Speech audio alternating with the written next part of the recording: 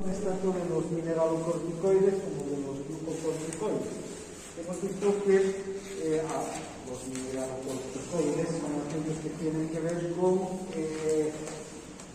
la regulación de la concentración de iones, ¿no? Minerales, por eso mineralocorticoides. Y que iones en particular, el sodio y el potasio. ¿Y cuál es esa hormona que participa de manera, digamos, protagónica en la concentración, en la regulación de la concentración del ion potasio en particular?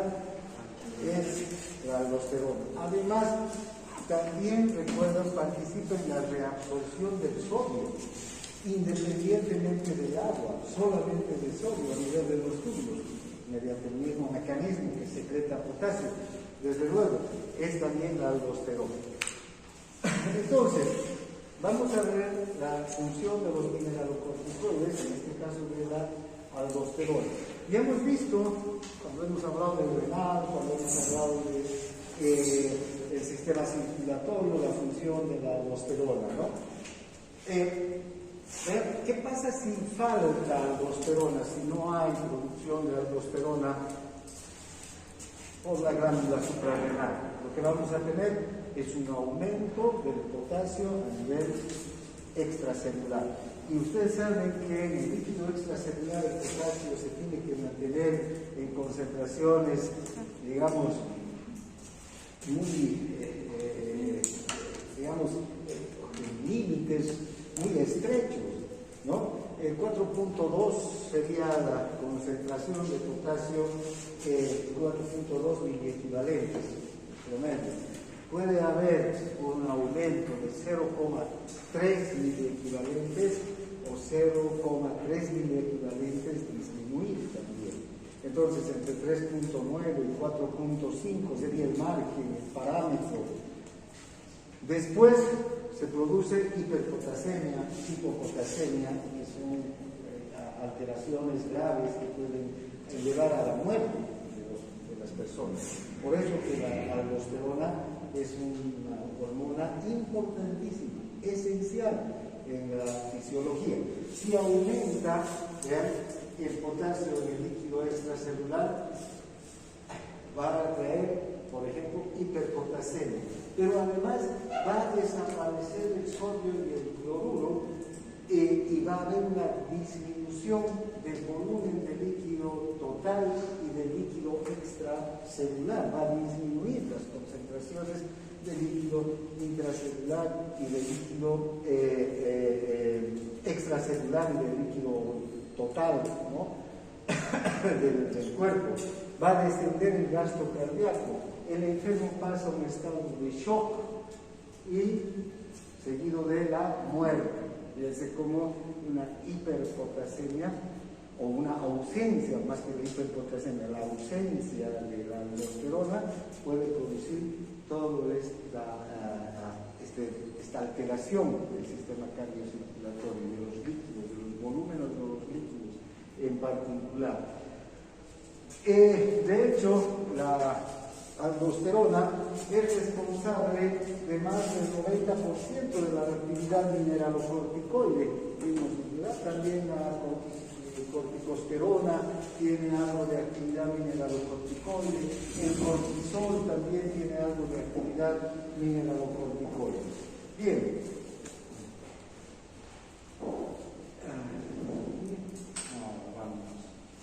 Ahora, vean los efectos renales y circulatorios de la aldosterona. Cuando la aldosterona funciona, aumenta la reabsorción de sodio y la secreción de potasio a nivel de las células principales en los túbulos colectores. Además, el exceso de aldosterona puede aumentar el volumen de líquido extracelular. ¿Por qué? Porque va a retener mucho sodio, al contrario de la ausencia. Si falta aldosterona, va a haber una disminución del líquido, ¿verdad? En cambio, si hay un exceso de aldosterona, va a aumentar este líquido. Por el contrario, va a haber más líquido extracelular, más líquido en la sangre también, ¿no? Y va a aumentar, al aumentar el volumen sanguíneo, va a aumentar presión arterial. El exceso también puede producir hipopotasemia. Cuando hay exceso de aldosterona, ¿qué va a ocurrir? Se va a eliminar una gran cantidad de potasio, porque la aldosterona está directamente vinculada con la secreción de potasio hacia los túbulos, y de los túbulos eliminar el potasio a la orina, ¿no? Y esa hipopotasemia puede producir debilidad muscular, ¿no? El déficit también puede producir toxicidad cardíaca, la hipopotasemia, cuando hay más bien la eliminación de potasio o en exceso. El exceso también puede aumentar la secreción tubular de iones hidrógeno en las células intercaladas. ¿Por qué será que en las células intercaladas va a haber un aumento de la secreción de iones hidrógeno? Por el potasio. Por el potasio mismo, porque se secreta más potasio, o sea, hay más potasio en el fluido, en el líquido que está en los túbulos, y entonces se intercambia mayor cantidad de potasio por hidrógeno, porque en las células intercaladas esa ATPasa de hidrógeno, ¿qué es lo que hace? Intercalar hidrógeno con potasio, ¿no?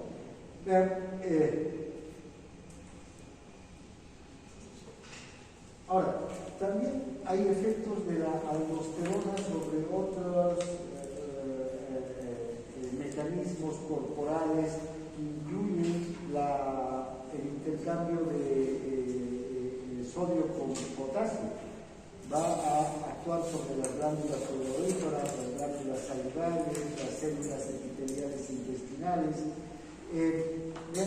Cuando sudamos en exceso a nivel de las glándulas sudoríparas, va a conservar la sal, va a reabsorber el sodio y va a eliminar nuestras glándulas sudoríparas van a eliminar una cantidad de líquido con menos contenido de sodio para no perder el sodio, ¿sí? Para conservar el sodio. Entonces ahí también se activan ATPasas en los conductilos de las glándulas sudoríparas.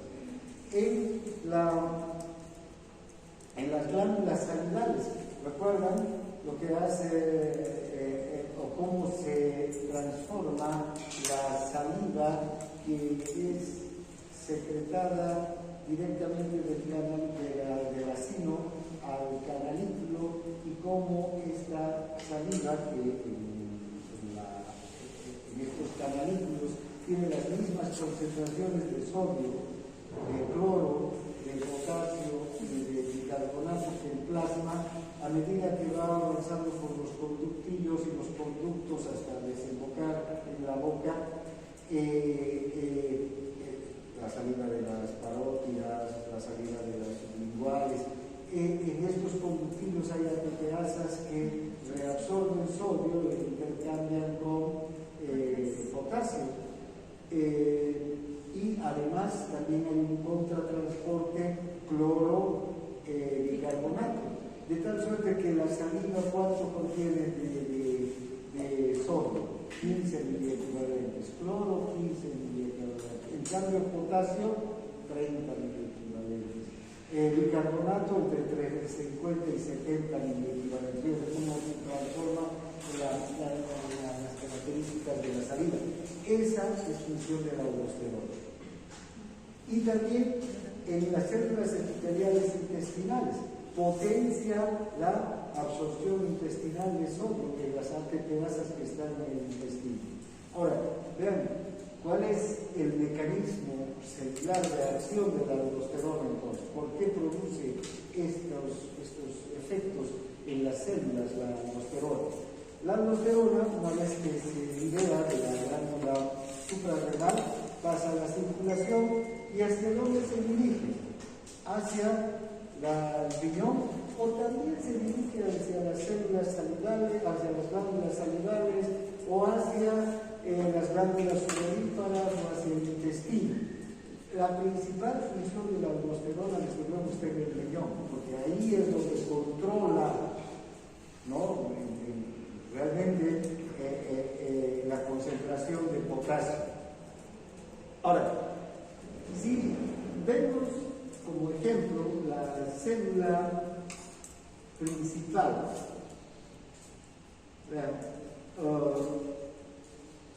en el riñón, las células epiteliales, ¿no?, que están en el riñón. Fíjense, la aldosterona va a llegar y va a ingresar directamente a la célula. Va a ingresar por liposolubilidad. Ya sabemos que la aldosterona es, perdón, ustedes, yo estoy aquí, mejor voy a utilizar un tema.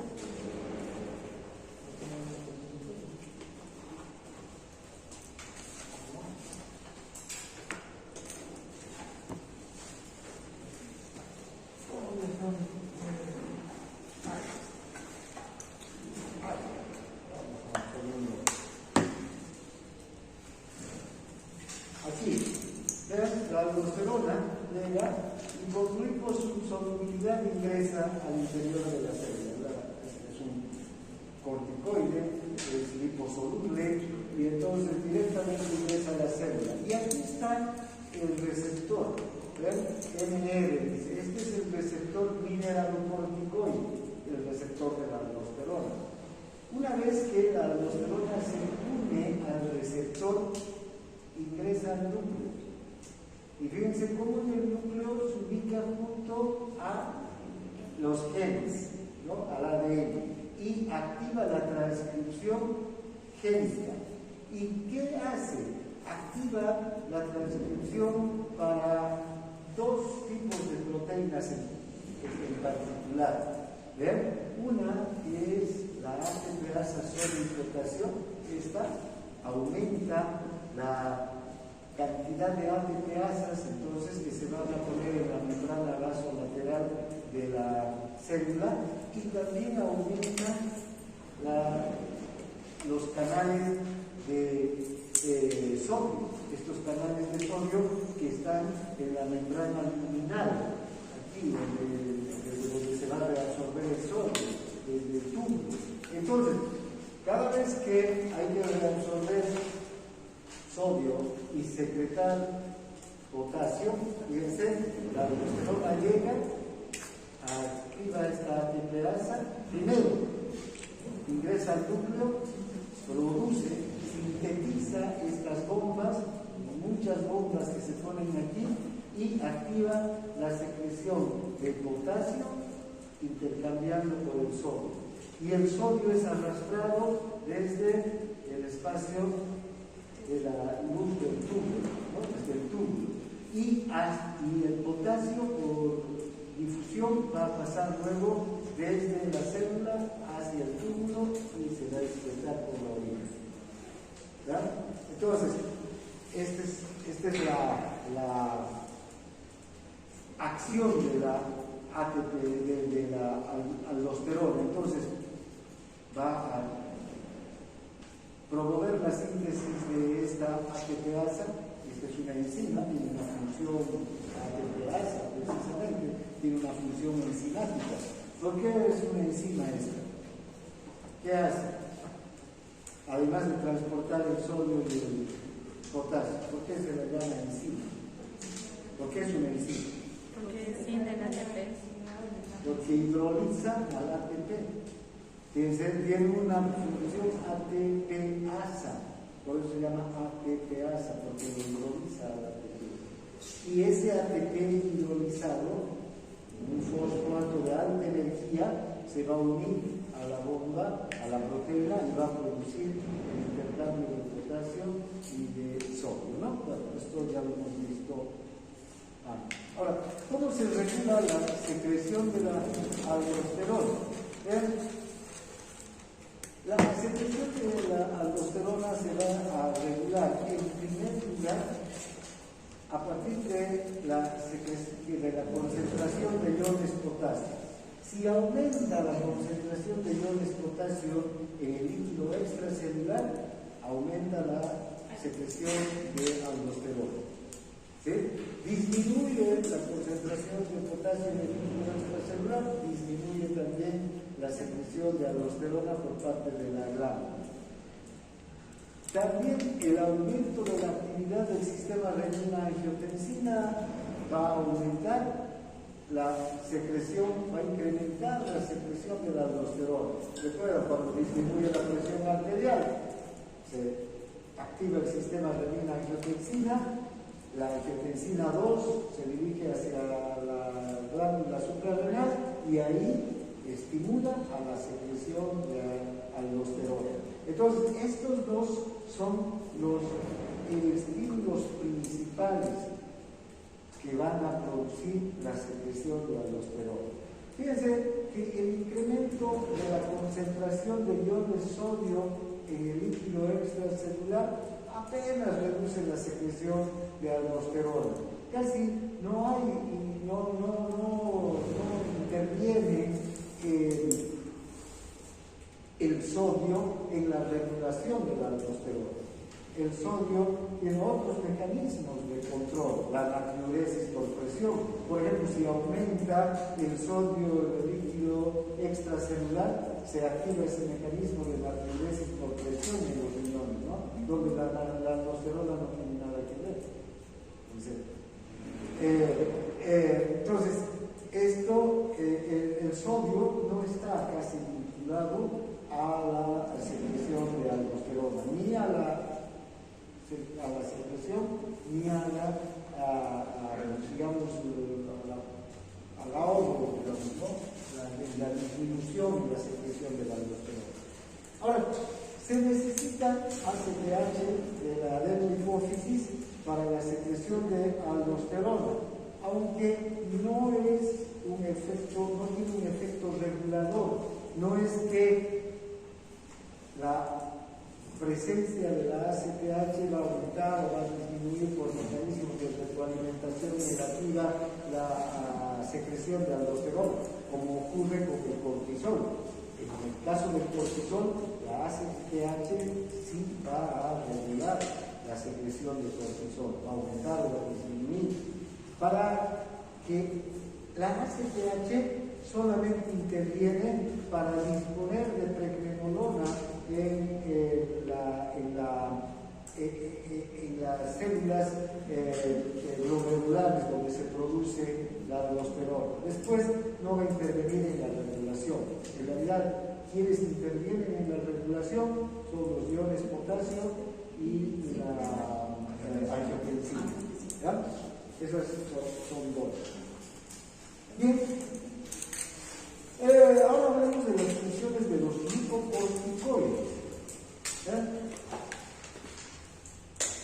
Hemos visto que los glicocorticoides se producen en la zona fasciculada de la corteza de la glándula suprarrenal, ¿no? Estos glicocorticoides sí necesitan de la presencia de la ACTH. Sin ACTH, no, la zona fasciculada no produce corticoides. Tiene que haber la hormona adrenocorticotropa para que se produzcan corticoides y se liberen además los corticoides. Los glucocorticoides ejercen funciones esenciales para prolongar la vida de los animales, entre ellos el ser humano, ¿no? Por eso, sin corticoides, la vida no es posible. Si deja de funcionar la corteza suprarrenal y deja de producir corticoides, entramos en un coma. Un fármaco, van a ver que cuando se dan corticoides, por ejemplo, los fármacos, ¿no? Los medicamentos corticoides, por periodos prolongados de tiempo, por más de 2, 3, 4, 5 semanas o meses, y se corta la administración del fármaco bruscamente, hay una deprivación glandular y no se produce el corticoide que necesita el organismo inmediatamente. Va a tardar mucho en volverse a producir corticoides. ¿Y qué va a ocurrir con la persona? Va a empezar a tener mareos, náuseas, indisposición y va a entrar en coma. Y si no se produce siempre el corticoide, insuficiencia suprarrenal aguda, se conoce esa condición. Bien, entonces son esenciales para la vida. Intervienen los sistemas metabólicos de utilización de los hidratos de carbono, de las proteínas y de los lípidos.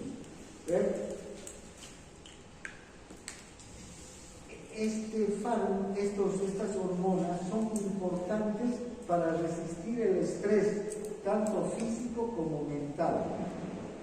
Por ejemplo, si hay un estrés físico, un trauma en el organismo, cualquier tipo de trauma, desde una pequeña cortadura hasta un politraumatismo, los corticoides se liberan en gran cantidad de la glándula suprarrenal para intervenir en procesos antiinflamatorios que inmediatamente empiezan a actuar, ¿no? Deteniendo el proceso inflamatorio, que es normal, además que el proceso inflamatorio arranca, pero un proceso inflamatorio puede llevar a producir daños más graves todavía que el mismo trauma, porque han debido ver o han debido oír que de una infección o de una inflamación de una parte del cuerpo puede ir avanzando esa inflamación cuando no se detiene adecuadamente la inflamación. Entonces, para resistir el estrés físico son importantes los corticoides, el cortisol. De hecho, los fármacos que utilizamos, que son fármacos, sustancias artificiales que hacen lo mismo que el cortisol, que se conoce, ¿con qué nombre se conocen? Como antiinflamatorios esteroideos. Su principal función es actuar como antiinflamatorios. Además, también para resistir el estrés mental, la tensión nerviosa.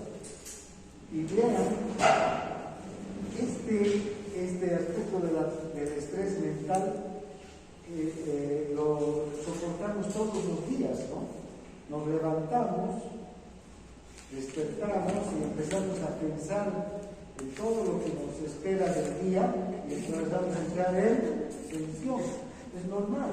Todos estamos en un estrés mental, fisiológico. No es que sea un estrés en personas con susceptibilidad a sufrir un estrés patológico o porque tienen demasiadas responsabilidades, ese estrés mental es más grave, ¿no? Pero debe ser cualquier día de la vida, hasta un fin de semana, ¿no? Nos levantamos, tengo que ir a jugar fútbol, tengo que ir al cine, tengo una cita, tengo que... Inmediatamente empezamos a prepararnos para afrontar las actividades diarias. Ahí se empieza a secretar cortisol. Vamos a ver enseguida que, por ejemplo, la secreción de cortisol es mayor media hora después de que despertamos. ¿Y cuándo secretamos menos cortisol? Cuando estamos durmiendo. ¿No? Ahora, el 95% de la actividad glucocorticoide se debe al cortisol y a la hidrocortisol, en especial al cortisol, ¿no? Que también se llama hidrocortisona, pero la hidrocortisona también puede estar presente en la secreción de la zona reticular. La corticosterona, que también se presenta en la zona glomerular, que se convierte en aldosterona, ¿verdad? En la aldosterona sintetasa, también posee una actividad glucocorticoide pequeña, pero que es lo más importante, no como la del cortisol. Para ver,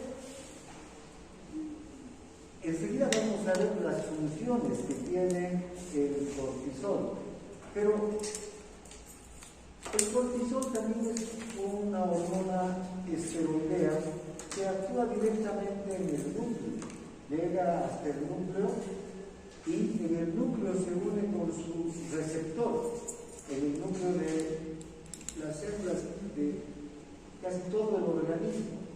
Se unen las células del hígado, del riñón, del sistema nervioso, de la piel, del tejido,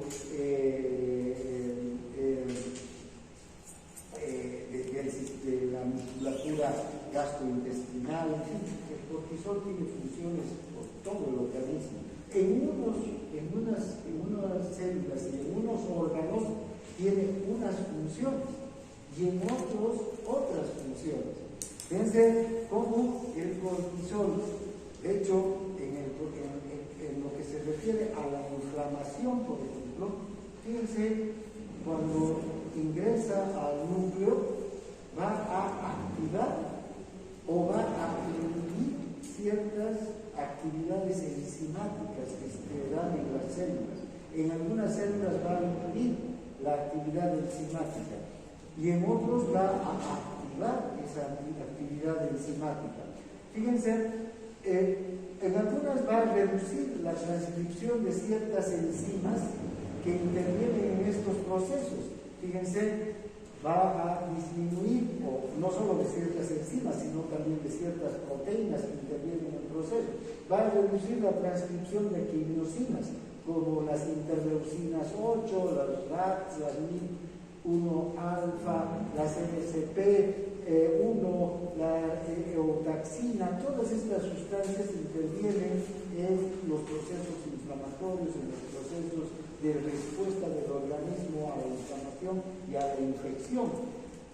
Fíjense, otras citocinas, estas citocinas como la interleucina 1, la interleucina 2, la 3, la 4, la 6, todas las interleucinas, el factor de necrosis tumoral, el factor de maduración de monocitos, el factor de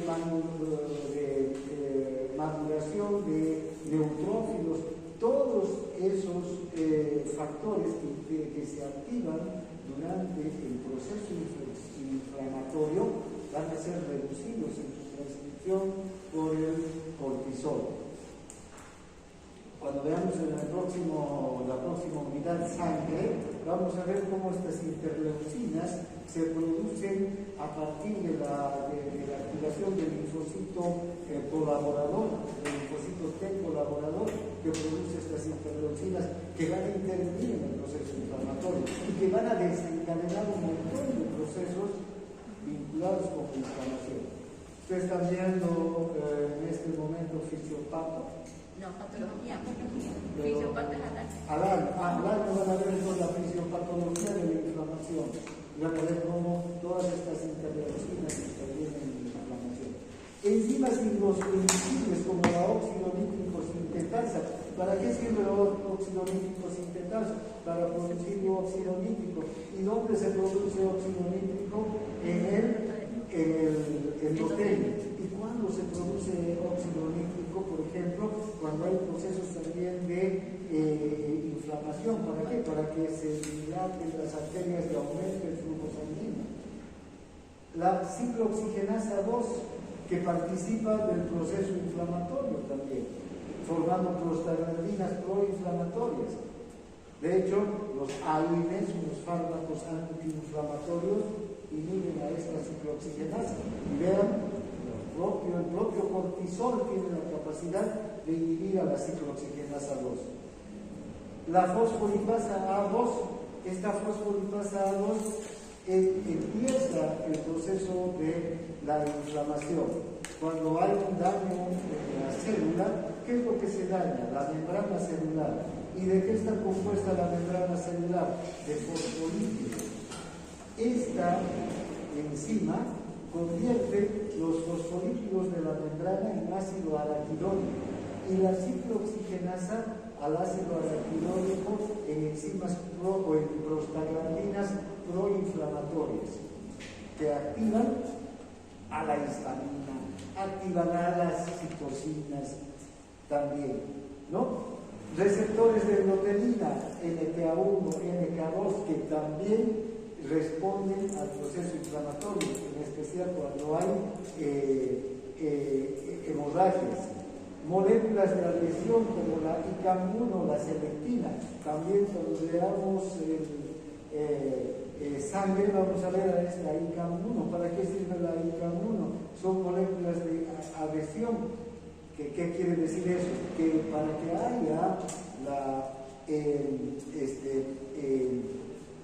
salida del glóbulo blanco hacia el espacio extracelular, Fíjense, ese proceso de diaperesis, ¿no es verdad? El glóbulo blanco se escurre por el poro hacia el líquido extracelular. Antes de escurrirse por el poro, tiene que adherirse al endotelio.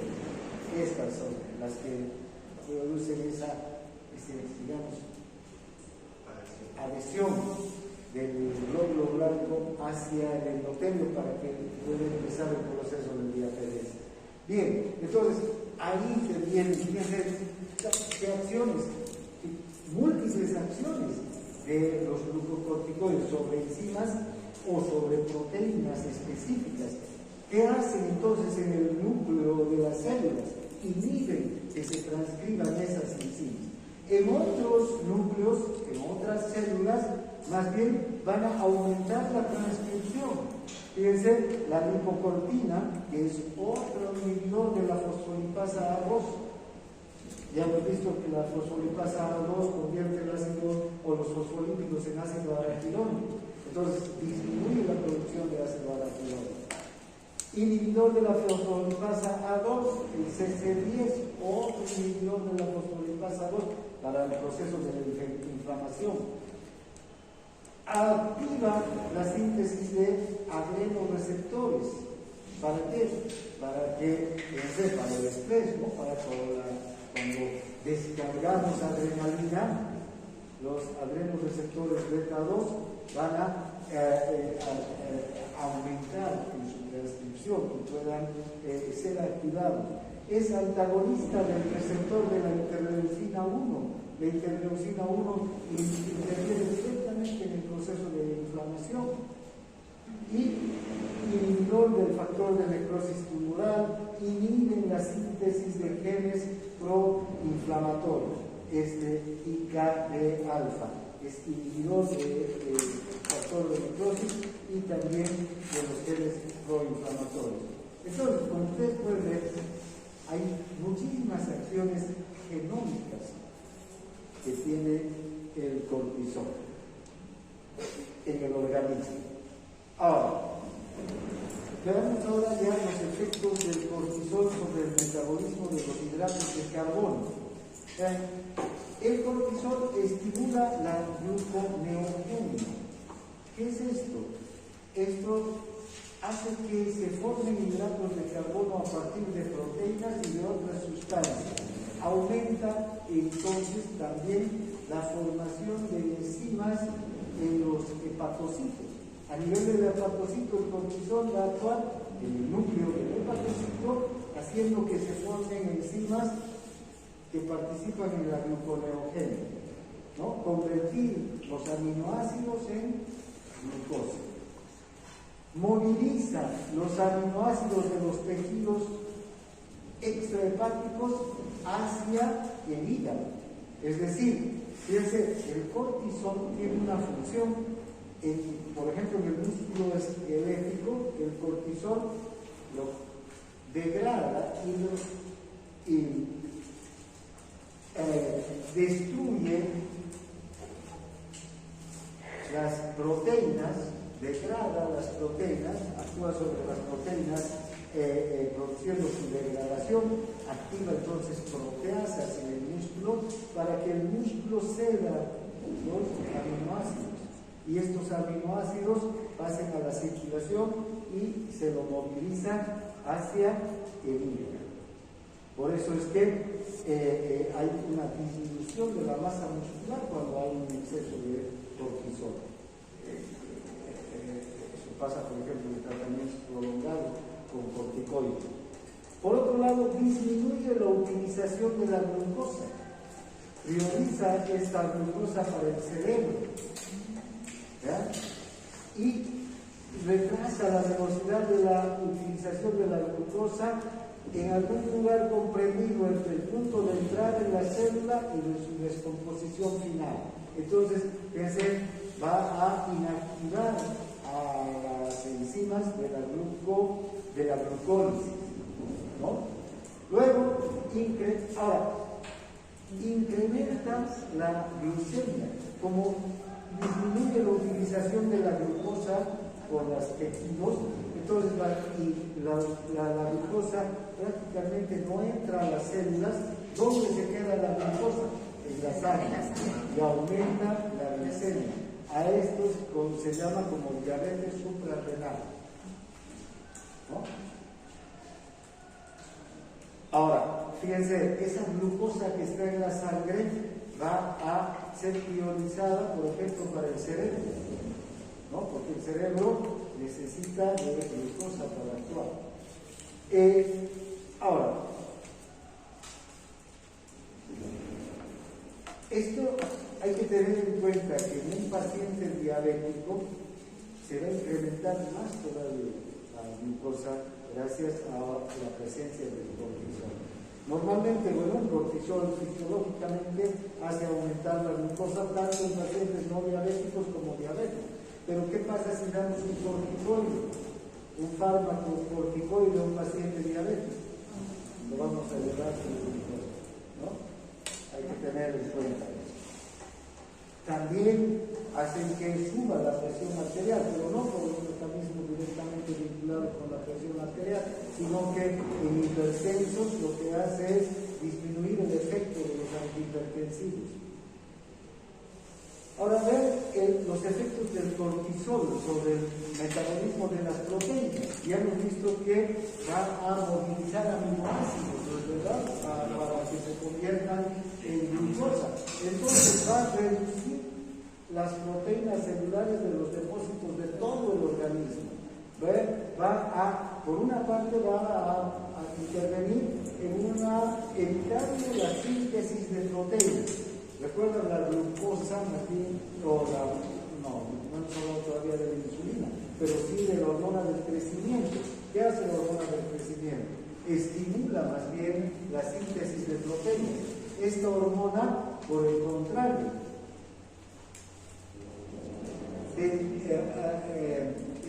evita la síntesis de proteínas, desciende la síntesis de proteínas en las células, hace que las células sinteticen menos proteínas. ¿Y qué hace con los aminoácidos? Los conduce hacia la circulación y luego hacia el hígado, ¿no? Ahora, hay un mayor catabolismo de las proteínas. Activa proteasas que hidrolizan a las proteínas y los convierten en aminoácidos. En especial en el músculo, tiene una acción tanto que vean el músculo es un depósito enorme de proteínas, ¿no? Entonces, desde ahí se moviliza. Aumenta más bien las proteínas en el hígado y en el plasma, incrementa el transporte de aminoácidos hacia los hepatocitos. Los hepatocitos disponen de mayor cantidad de aminoácidos y de proteínas. Aumentan los aminoácidos sanguíneos, la concentración, porque este catabolismo de las proteínas, esos aminoácidos pasan a la sangre y aumenta la concentración de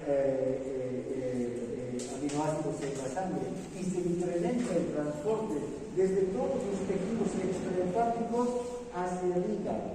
Entonces, aumenta la concentración de aminoácidos tanto en la sangre como en el hígado, ¿no? Hacia los hepatocitos. Ahora, también tiene un mecanismo de acción sobre el metabolismo de las grasas. Moviliza los ácidos grasos de los depósitos y aumenta la concentración de ácidos grasos en el plasma. Fíjense, si el cortisol se opone a la utilización de la glucosa, no es que quedamos sin glucosa o sin energía. Lo que hace es aumentar la utilización de las grasas para fines energéticos. Moviliza entonces grasas desde los depósitos hacia el plasma y desde el plasma hacia las células, para que las células prioricen a la grasa como fuente de energía. Ahora, eso sucede en las células que pueden utilizar la grasa como fuente de energía. ¿Cuáles son las células que no pueden utilizar o que no utilizan grasa como fuente de energía? Las neuronas, los glóbulos rojos, ¿no es verdad? Las células de la retina, esas sí necesitan la glucosa. No utilizan ácido graso. Por eso es que al final, cuando tenemos la inanición, por ejemplo, el cortisol va a ayudar a que haya el catabolismo de todas las proteínas posibles junto con el glucagón. ¿Para qué? Para convertirlo en glucosa, porque lo que le importa en última instancia ya al organismo es que la célula nerviosa no muera, ¿no? Cuando ya no hay energía para el cerebro, las personas que mueren de hambre, por ejemplo, que ya no pueden conseguir alimento por nada, están, qué sé yo, perdidos y no pueden comer, ¿no? En el desierto, ¿ya? Llegan a una completa inanición, y cuando mueren ya de hambre, cuando no hay un aminoácido que se pueda convertir en ATP para el cerebro, ¿no? Si no mueren de sed antes, desde luego, ¿no? Pero si hubiera agua, pero ni un bocado de alimento, eso es morir por inanición, ¿no? Bien, ahora, una cosa interesante, por ejemplo, cuando hay en el síndrome de Cushing, que hay una hiperproducción de cortisol, es que se moviliza las grasas de tal forma que se depositan las grasas en el cuello, ¿sí? Y en la parte superior del tórax. Entonces la persona tiene una apariencia, digamos, de robustez en la parte superior del tórax, es delgada en la parte inferior, y las piernas son delgadas, con poca musculatura en realidad, ¿no? Y poca grasa. A eso se llama cuello de búfalo, ¿no? ¿Conocen ustedes ese animal, el búfalo? ¿No? Tiene una cabeza y un cuello y un tórax y un cuerpo, el abdomen del búfalo y la cola del gatito hacia atrás, ¿no? La parte más, digamos, fuerte está adelante. Por eso le han puesto los semiólogos cuello de búfalo a ese sitio, ¿no? Síndrome de Cushing. Pero ¿y por qué en esta parte, doctor? Porque fíjate que ahí los depósitos, lo que pasa es que saca la grasa de los depósitos tradicionales. ¿Y dónde están los depósitos tradicionales de la grasa? Alrededor del abdomen, ¿no? Desde ahí lo movilizan, y esa grasa movilizada en abundancia no tiene dónde llegar, entonces empieza a acumularse en el cuello. Por ser la parte más cercana. Claro, y sí, por ser una parte amplia también, ¿no? De las caderas también, fíjate, de las caderas tenemos aquí, en especial las mujeres, tienen mucho tipo de grasa en las caderas, pero también los hombres, menos que las mujeres. Y definitivamente, donde se acumula más grasa es en el abdomen. Pues desde ahí se moviliza la grasa y los abdómenes quedan muy reducidos, las piernas muy reducidas, pero el tórax amplio, y en especial el cuello. Bien, ahora, fíjense cómo actúa el cortisol durante la inflamación y durante el estrés. O sea, ¿qué es la inflamación? No es nada más que un daño, es la respuesta a un daño en el tejido. Entonces, ¿y qué es el estrés? ¿No? El estado que entra una célula a sufrir un daño. ¿Sí? Hay estrés físico, hay estrés nervioso, hay estrés mental, ¿no? Ahora, vean, ¿qué pasa si yo me caigo y me golpeo? Va a un politraumatismo, va a haber muchos daños en mi organismo, ¿no? Desde el punto de vista físico, por fracturar, qué sé yo, producir hematomas. Desde el punto de vista mental también puede ser la situación por la que vivo el momento de caerme me hace entrar en un susto, ¿no? Estrés, temor. Bien, ahora, ¿qué va a ocurrir durante el estrés? El estrés físico o neurógeno provoca un aumento inmediato de la secreción de ACTH de la adenohipófisis. ¿Y por qué se va a secretar la ACTH de la adenohipófisis? ¿Por qué?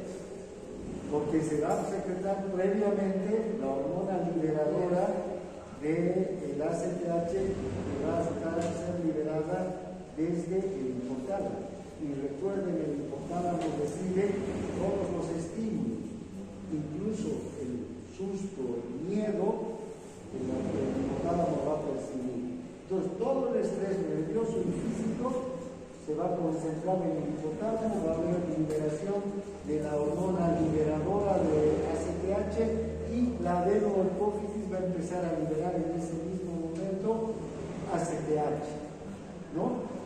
La ACTH va a ir a la glándula suprarrenal y va a liberar cortisol hacia la sangre. Y ese cortisol va a producir todas esas acciones que acabamos de ver antiinflamatorias en el organismo, ¿sí? Va a actuar directamente sobre las células, va a producir, de hecho, va a aumentar la glucemia en la sangre, va a movilizar proteínas, va a movilizar lípidos, ¿no?, hacia los tejidos. Y desde el punto de vista antiinflamatorio va a empezar a actuar en todos los procesos de la inflamación. ¿Qué puede producir un estrés físico o neurógeno? Un traumatismo, una caída, por ejemplo, pero también una infección produce un estrés. Calor o frío intensos. Si tengo mucho calor o mucho frío, mi cuerpo se va a estresar. Inyecciones de noradrenalina, desde luego, ¿no? Si yo inyecto noradrenalina o adrenalina, ¿no? La cirugía. ¿Qué cirugía? Ya basta que a un paciente le digan a usted, bueno, le vamos a operar la del estrés, ¿no? Y peor todavía a medida que se acerque el día o la hora de la cirugía. Inyección de sustancias necrosantes bajo la piel, produce necrosis y un gran dolor de estas sustancias. Inmovilización del animal. Ustedes amarran a un animal, inmovilícenlo, el estrés que debe entrar, o si ustedes quedan inmovilizados. Enfermedades debilitantes de cualquier tipo, las personas entran en estrés. Las enfermedades entran en estrés, ¿no? Entonces, hay una reacción inmediata de la corteza suprarrenal secretando cortisol, gracias a todo el mecanismo que se pone en marcha. Ahora, fíjense cómo aquí podemos observar la secreción de cortisol normal en una rata normal, y fíjense en la misma rata que secreta cortisol en la mañana. Normalmente durante el día, en la noche poca secreción de cortisol. Pero vean aquí abajo la secreción de, en este caso, corticosterona en la misma rata si en este punto le rompemos la pierna. Le producimos un traumatismo a la rata. La rata normal secreta cortisol, el pico, la mañana, luego disminuye y la disminuye. Pero a esta rata está disminuyendo el cortisol y le producimos, rompemos la pierna, digamos, con un golpe, ¿no? Estamos produciendo un traumatismo físico, ¿no? Fíjense cómo el cortisol se dispara esa rata, la secreción de cortisol.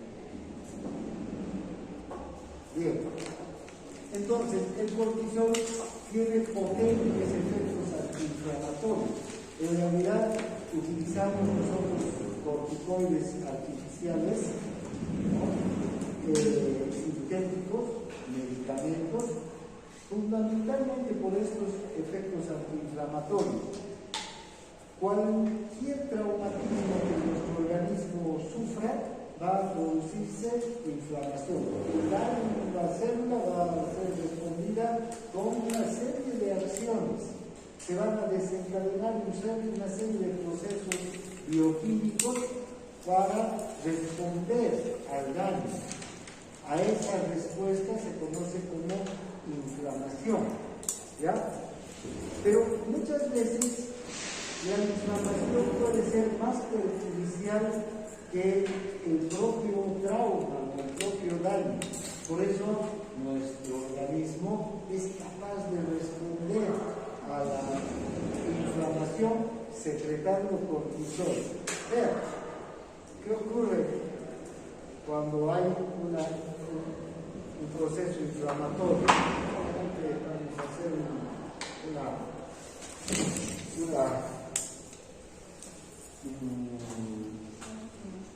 rápida.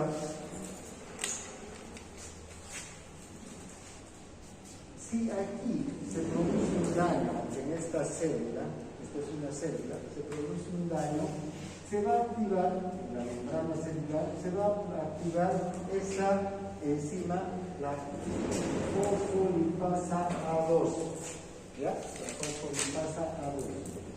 Esta enzima convierte los fosfolípidos, ¿recuerdan? La capa lipídica de que está formada de fosfolípidos. Estos fosfolípidos de la membrana los convierte en ácido araquidónico.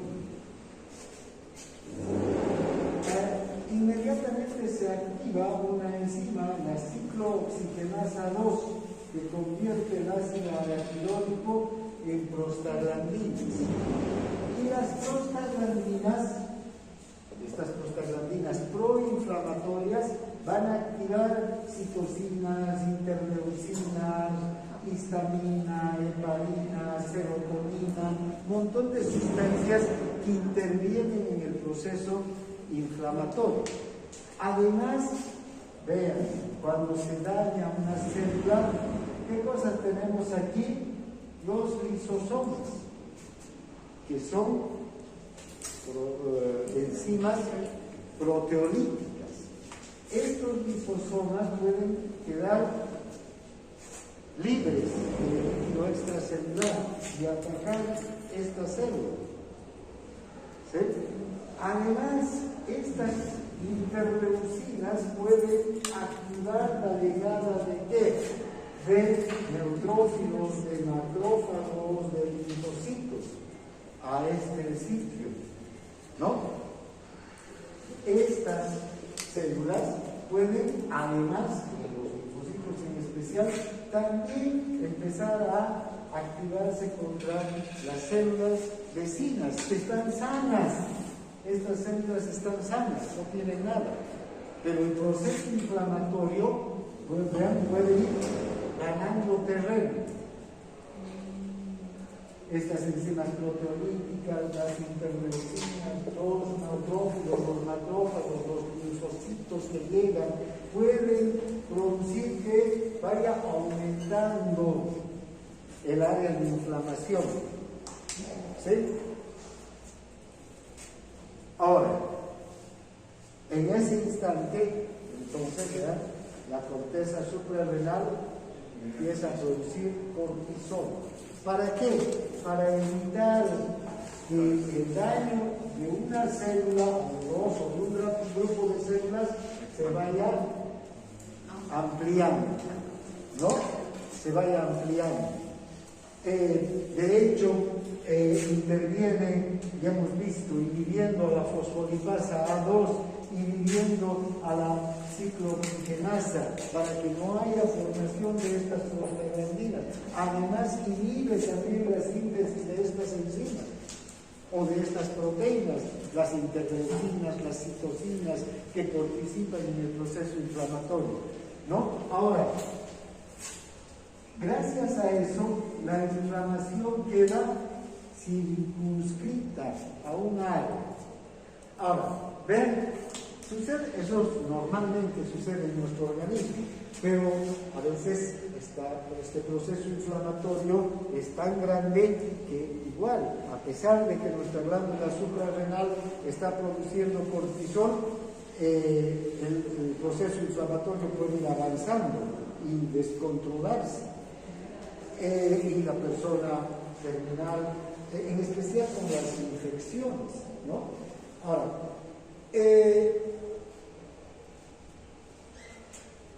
desde el punto ya de vista terapéutico, por ejemplo, cuando hay una inflamación, ¿qué hacemos los médicos? Controlamos esa inflamación rápidamente. Entonces, contribuimos a la glándula suprarrenal a controlar el proceso inflamatorio y a limitar la inflamación.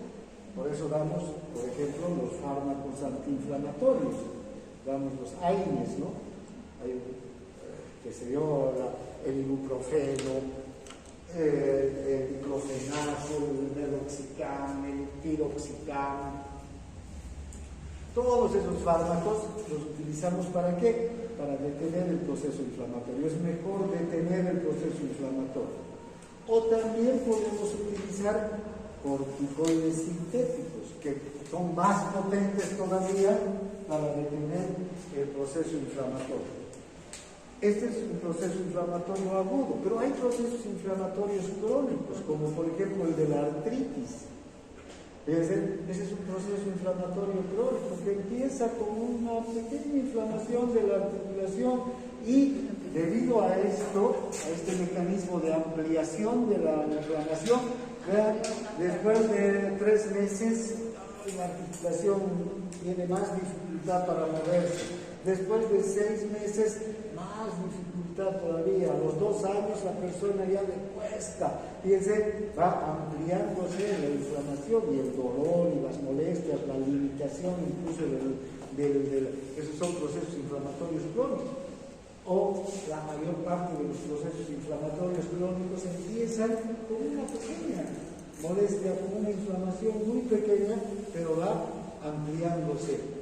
Es mucho más notorio un proceso inflamatorio crónico esto de que se va ampliando.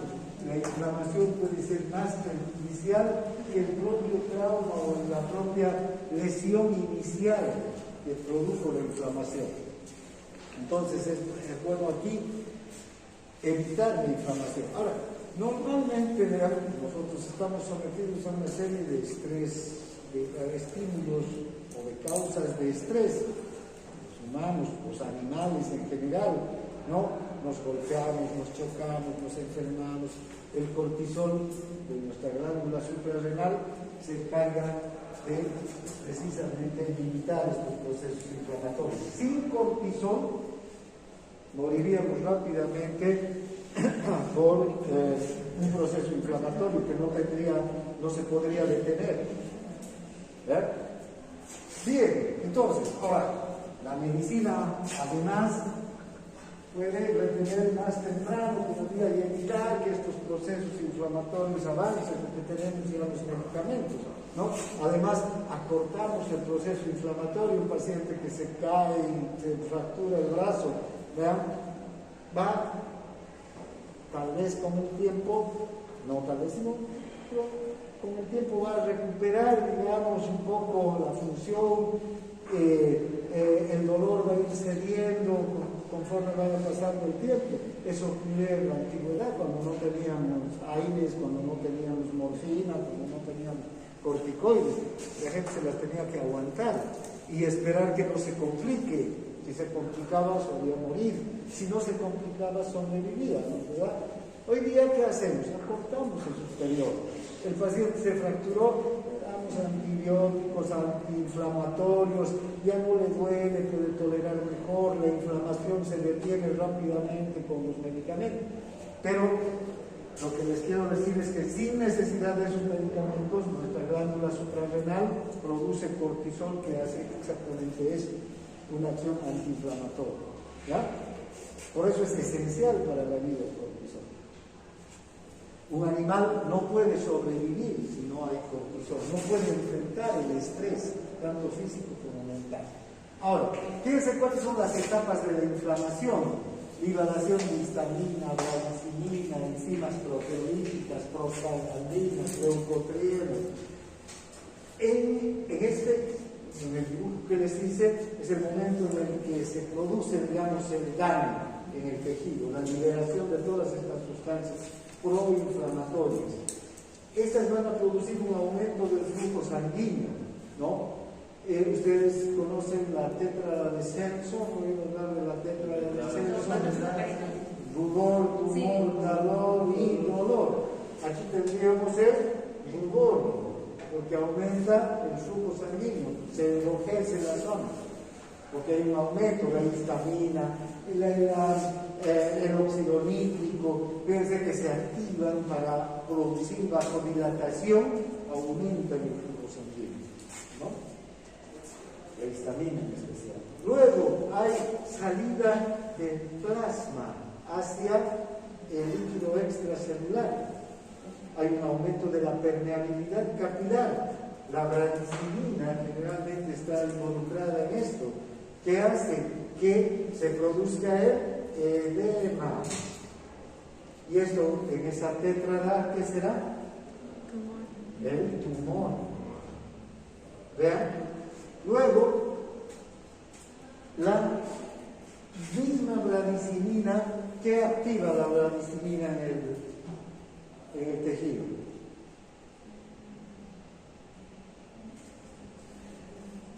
¿Qué activa la bradicimina? ¿O quién activa a los nociceptores? ¿Ya?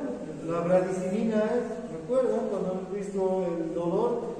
Tanto para el dolor rápido como para el dolor lento, es la bradicimina, los iones potasio que se liberan de las células, los hidrógenos al romperse la célula, al dañarse la célula, iones potasio, hidrógeno, bradicimina, enzimas proteolíticas, ¿qué hacen? Se unen a los nociceptores y transmiten señales dolorosas. Entonces hay dolor, ¿no? La interleucina 6 que va a producir aumento de la temperatura, y eso es el calor, gracias a las prostaglandinas, estas prostaglandinas que van a activar a las interleucinas. Fíjense, entonces todos estos factores de la inflamación van a desencadenarse. Además, se va a infiltrar la zona de leucocitos. Esto puede ser favorable, pero también puede ser desfavorable, porque los leucocitos son fagocitos, producen fagocitosis, ¿no? Pueden limpiar las células dañadas, pero también pueden dañar a las células sanas. Los macrófagos también pueden tener esa función, llegan hacia la zona. Y finalmente, una vez que se ha detenido la inflamación, hay crecimiento del tejido fibroso. Ahora vean, el cortisol, cuando se libera, puede detener casi todas estas etapas, desde el principio hasta el final, todas las etapas de la inflamación. Si ustedes recuerdan, cuando hemos visto todas estas enzimas que se activan y se inactivan, estas, fíjense, ¿no?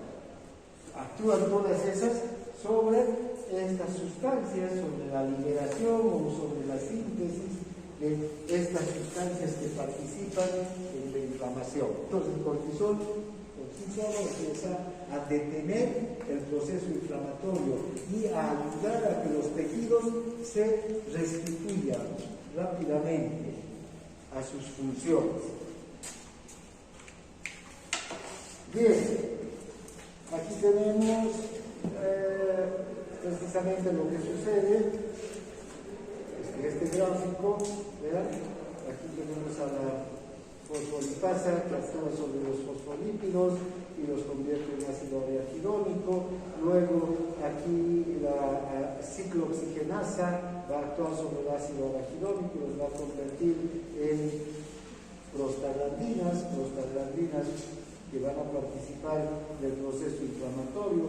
Hay otra enzima, la tromboxano sintetasa, que va a producir el tromboxano A2, que esto en los glóbulos rojos, para participar del proceso de agregación plaquetaria, cuando hay, por ejemplo, heridas o destrucción de la pared del endotelio.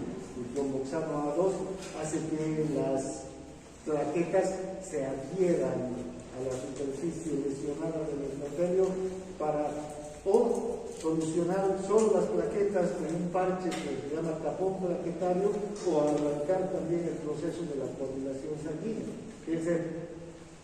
Estos procesos son los procesos que se desarrollan durante la inflamación. Esto está bien, esto es normal que el organismo reaccione así, pero ya hemos visto que la inflamación puede ir avanzando. Hay que detener el proceso inflamatorio para que no abarque a otras células.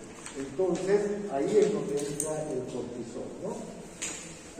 Estabiliza, impide la inflamación, estabiliza las membranas lisosómicas, no permite que los lisosomas que se liberan de las células muertas o de las células dañadas liberen las enzimas proteolíticas, reduce la permeabilidad del capilar, evita el edema, disminuye la migración de los leucocitos a la zona inflamada y la fagocitosis de las células dañadas, y de hecho también fagocitosis de células sanas, inhibe al sistema inmunitario. Este linfocito T es tremendamente agresivo, puede dañar en su acción, por ejemplo, cuando hay infección, puede también dañar a las células del organismo.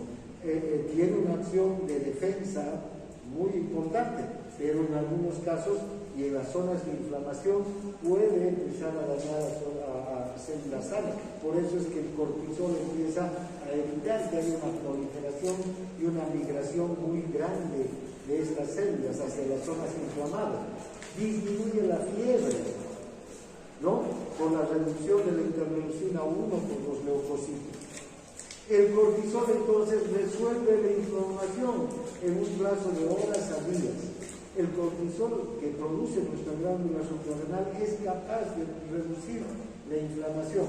Por eso es que inflamaciones pequeñas, cortes incluso pequeños que nos hacemos en la mañana, en la noche ya no hay, ¿verdad? Eso se ocupa el cortisol, no nos damos medicamentos para eso, ¿no? Bien, entonces, vean la importancia del cortisol en la respuesta frente a la inflamación. Además, el cortisol también bloquea la respuesta inflamatoria durante las reacciones alérgicas, evita el shock por la muerte por anafilaxia, bloquea también la acción de la histamina, de la branchinina, de las otras sustancias que van a producir en especial edema, ¿sí? Porque el shock anafiláctico, vean, ¿qué es lo que va a producir? Una gran fuga de líquido hacia el plasma, hacia el líquido extracelular, y produce edema, ¿no? Hay una infiltración generalizada del tejido extracelular. Y fíjense, ¿por qué muere una persona por el shock anafiláctico? ¿Por qué morirá?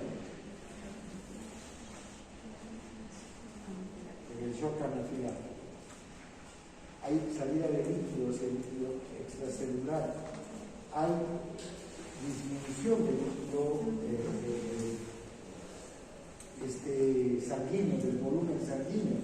Y cuanto mayor sea la disminución del volumen sanguíneo, mayor la disminución del gasto cardíaco, y se puede llegar a un shock hipovolémico, ¿verdad? Pero además, fíjense, cuando hay una salida excesiva de líquido y el edema que produce esta salida de líquido, puede haber un edema de glotis, un edema laríngeo. ¿Y qué ocurre ahí? Se cierra por completo la vía respiratoria. Muchos de los pacientes con shock anafiláctico mueren precisamente. ¿Qué se tiene que dar para el shock anafiláctico? ¿Cuál será el medicamento ideal? ¿Qué? ¿Cuál será el medicamento ideal para el shock anafiláctico? ¿Corticoide? Claro. No. Se da el corticoide, pero después, primero se da adrenalina para restituir el gasto cardíaco, para evitar la salida, la fuga de líquido. Es decir, la adrenalina inmediatamente empieza a actuar restituyendo al sistema cardiocirculatorio, y luego se da cortisol, e incluso después se puede dar un antihistamínico, un antidialético. Bien, entonces fíjense, eso es lo que hace. Y además evita la muerte. También tiene un efecto sobre las células sanguíneas y reduce la inmunidad de las enfermedades infecciosas. Reduce el número de linfocitos y de eosinófilos en la sangre. Disminuye la inmunidad frente a agentes extraños, el cortisol. Por eso se usa cortisol para los trasplantes, ¿no? Bien, aquí vamos a quedar, ya las 10. El mecanismo de acción del cortisol, y aquí ya estamos. Luego vamos a entrar a ver los mecanismos de control y en eso acabamos. Y algunas enfermedades, ¿no?